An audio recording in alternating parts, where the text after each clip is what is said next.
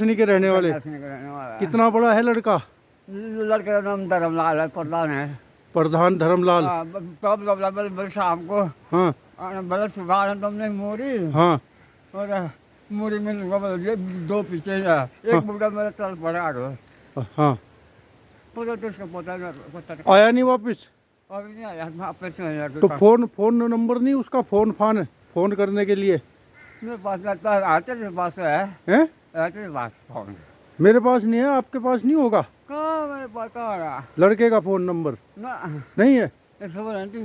घर में नहीं किसी के पास? ब्रेस है नहीं, नहीं है मूरी में है ये। हाँ बस बस सुबह में लूँगा मैं, सुबह जाकर गाड़ी से हाँ। एक बुद्धि एक 10 का पीछे है। अच्छा मेरे पास तो गाड़ी से आया ना, हाँ बड़ी गाड़ी से मैं गया बत्तर पोतरा हाँ। इसके पास। देखो फिर कहाँ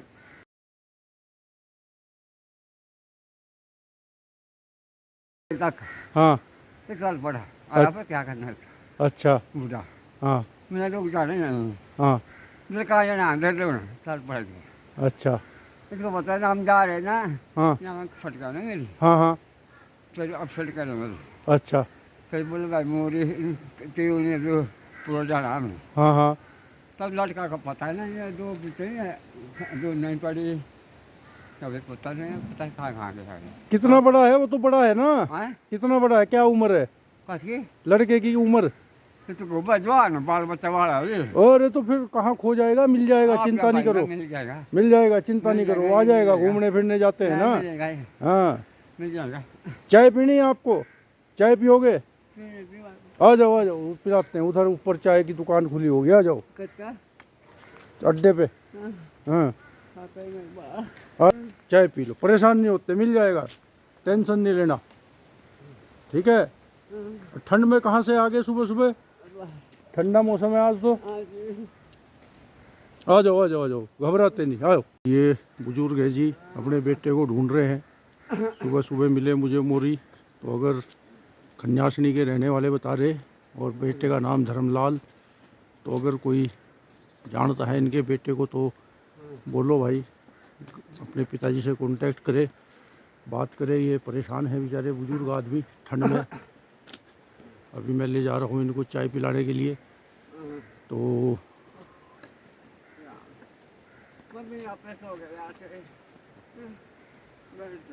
आ जाओ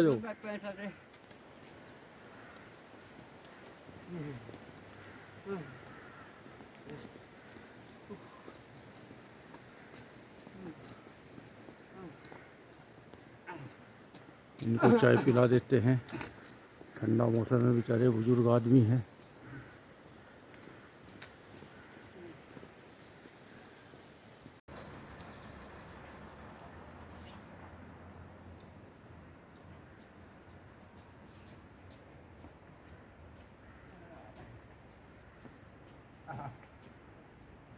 आ जाओ ये है आगे दुकान, आ जाओ, इधर है। धनी भाई जरा करना इनसे बात, ये बेचारे कह रहे हैं इनका बेटा खो गया। खन्यासनी गांव के हैं। अच्छा थोड़ा चाय भी पिला देंगे इनको। और बात करके देखो, आप तो सबको जानते हो, पुराने आदमी यहाँ के। आ जाओ बैठो, अंदर आ जाओ, घबराना नहीं।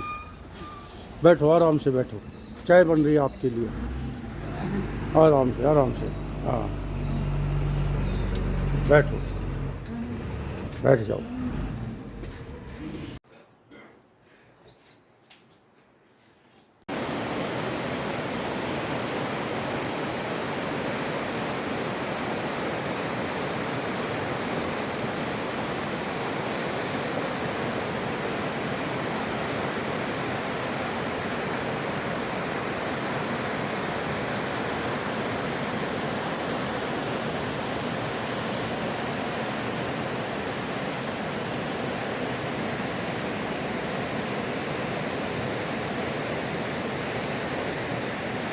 ट्यूनी से मोरी रोड पे ये मोड़ है, और यहाँ पे सुरक्षा के लिए वाहनों की बहुत ज़रूरी है कुछ लगाया जाए।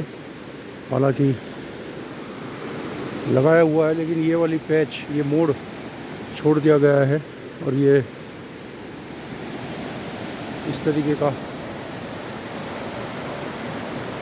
इधर ये है, तो मोड़ भी है, तो अगर कुछ लग जाएगा तो ठीक रहेगा, यहाँ पे सेफ्टी हो जाएगी। हिमाचल के रोडू से चलकर हरिद्वार, मोरी, पुरोला, नौगांव होते हुए हिमाचल HRTC की ये बस अभी गुजरी है यहाँ मोरी से, और ये शाम के 5 बजे पहुँचती है हरिद्वार।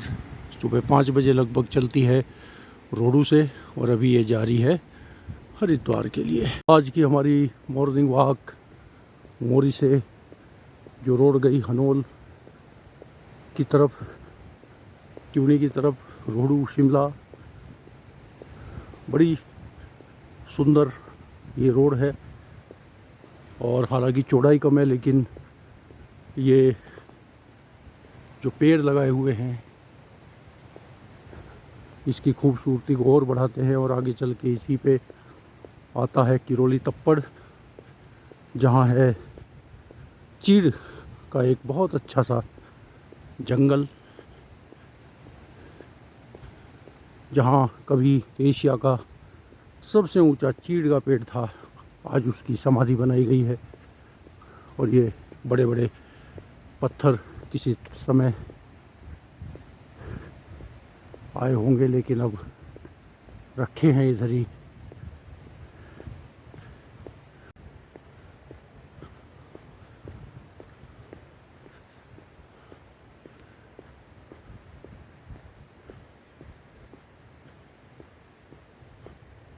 और इसी रोड पे पड़ता है सांद्रा, जहाँ है अंग्रेज़ों का बनाया हुआ फॉरेस्ट रेस्ट हाउस।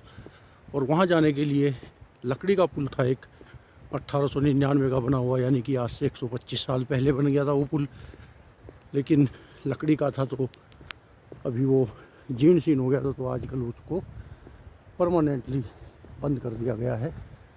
तो अब थोड़ा घूम के जाना पड़ता है लोगों को पैदल, वो रास्ता भी आपको हम दिखा देंगे।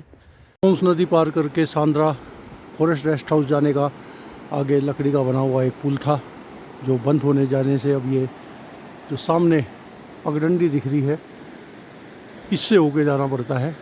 और नदी पार करने के लिए इससे थोड़ा सा पीछे मोरी के पास मोताड़ नाम का पुल बना हुआ है, वहाँ से आप नदी पार करते हैं पुल से, और फिर पैदल की ये पगडंडी लेके सांद्रा या और भी जो इधर लोग रहते होंगे जो गांव हैं वहाँ तक आते हैं। टोंस नदी का सुबह का दृश्य है।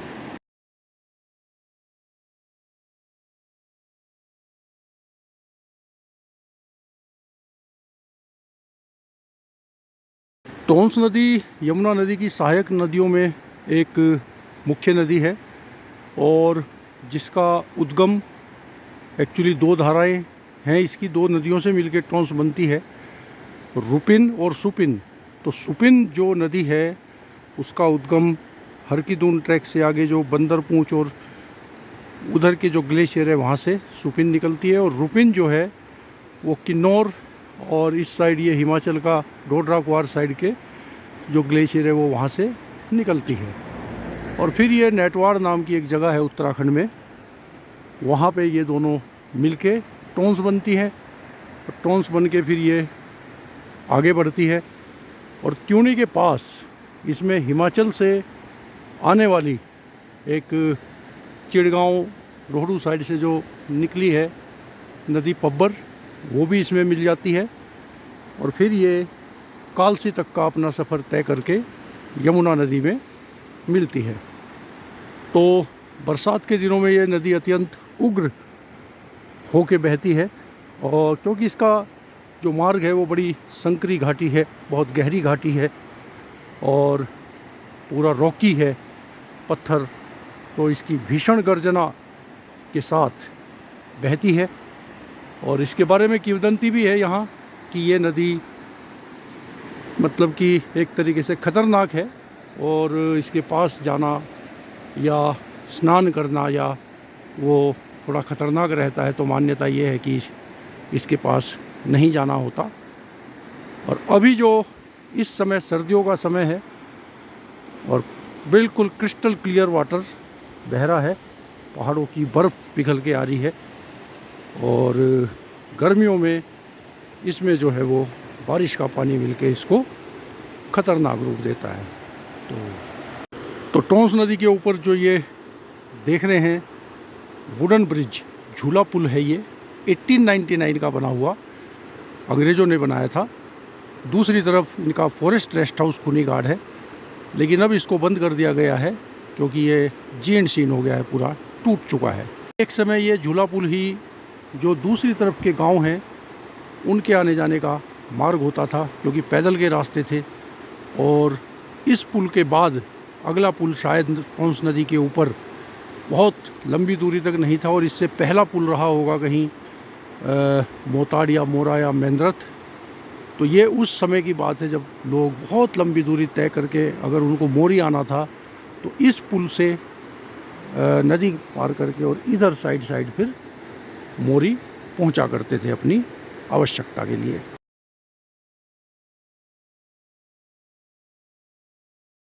तो टोंस नदी यहाँ एक टर्न लेती है और टर्न लेके फिर ये अपना आगे का रास्ता तय करती है।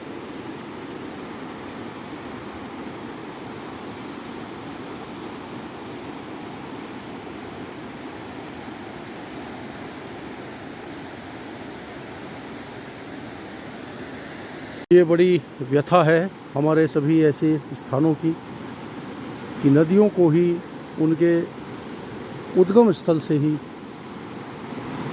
जो है दूषित कर दिया जाता है। ये या तो ये पानी के साथ बह के आया होगा ये कचरा, या फिर यहाँ लोग आते हैं, बैठते हैं, ड्रिंक वगैरह करते हैं। तो ये बहुत ज़्यादा एक तरीके से गलत काम लोग करते हैं।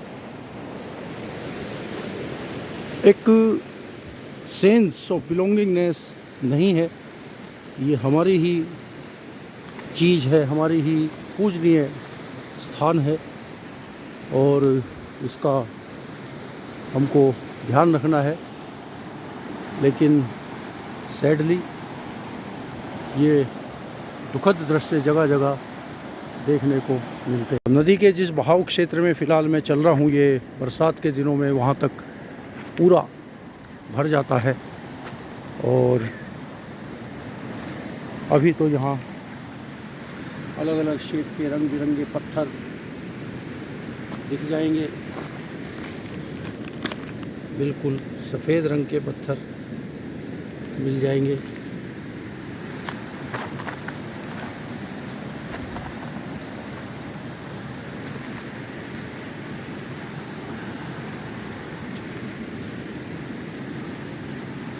बहता हुआ पानी क्या इफ़ेक्ट डालता है पत्थरों पे, वो यहाँ पे देखने को मिल सकता है कि ये सब गोलाई वाले पत्थर बन चुके हैं। तो बड़ा अच्छा इंटरेस्टिंग फीचर दिखाई देता है। मेरे ख्याल से जो भूगोल के हमारे छात्र हैं उनको ज़रूर यहाँ नदियों के किनारे लाया जाना चाहिए, दिखाना चाहिए कि इरोजन क्या है और पानी से किस तरीके का इरोजन होता रहता है।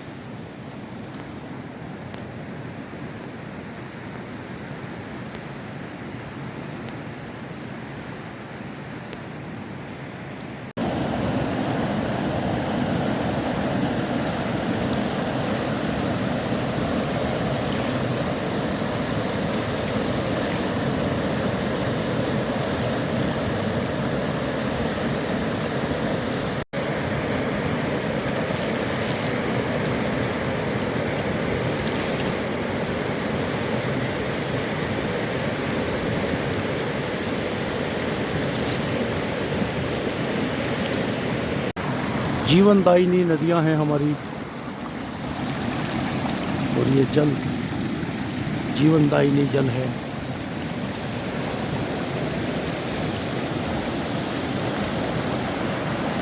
नदियों के ही तट पे महाकुंभ मनाए जाते हैं। तो शायद एक हमारे पुरखों की सोच रही होगी कि नदियों प्रकृति से जुड़ाव रखना चाहिए और स्नान करेंगे तो उनकी स्वच्छता का भी ध्यान रखेंगे। शायद यही भाव उनके मन में रहे होंगे। स्नान अलग अलग पर्वों पे स्नान करने के, दान पुण्य करने के, यही प्रयास चाहिए। कम्युनिटी को इन्वॉल्व करने का एक कितना अच्छा उनका साधन था कि जहाँ बिना किसी आह्वान के लोग एक मत एकजुट हो जाया करते थे, जिसको आज करने के लिए बहुत बड़े बड़े प्रयास करने पड़ते हैं।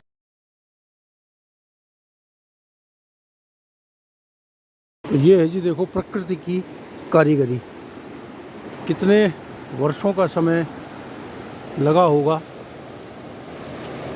इन निशानों को बनने में, इन धारियों को बनने में।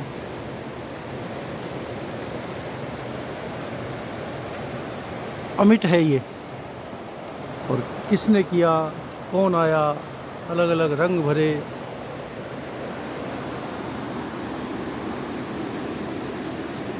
तो ये सब प्रकृति करती है। पहाड़ों में किसी बहती हुई नदी के किनारे सिर्फ बैठ के बहते हुए पानी को देखने का इससे उत्तम स्थान कोई नहीं हो सकता है, जहां आप बिना किसी खतरे के नदी के इतने निकट जा सकते हैं।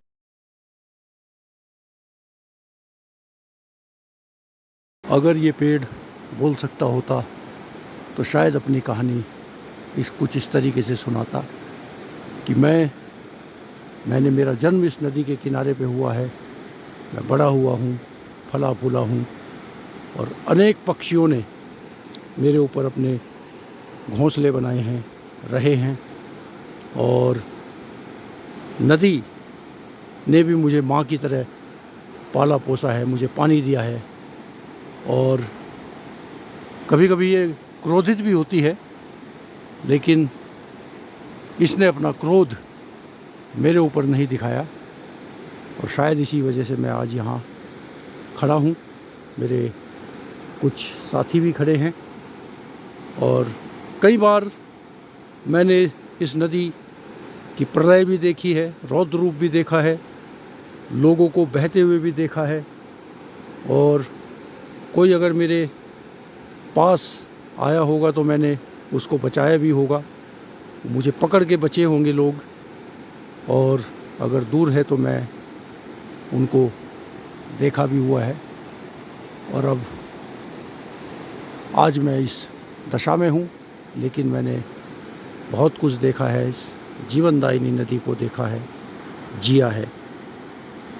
ये मेरा जीवन है। अब और कितने दिन होगा मैं कह नहीं सकता, लेकिन नदी ने हमेशा मुझे अपने बच्चे की तरह अपनी गोद में स्थान दिया है, और अभी भी मैं एक पुत्र की भांति इसके किनारों पर खड़ा हूँ और देखता हूँ अपनी माता को बहते हुए जाते हुए।